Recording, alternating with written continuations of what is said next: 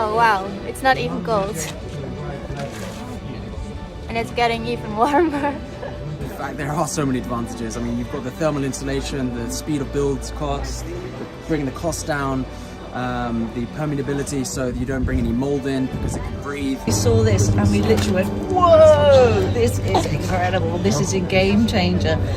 Bueno, pues hemos elegido este producto por las tres E's. Es un producto eficiente, ecológico y económico.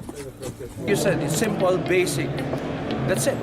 Thank you for introducing this product in the whole world.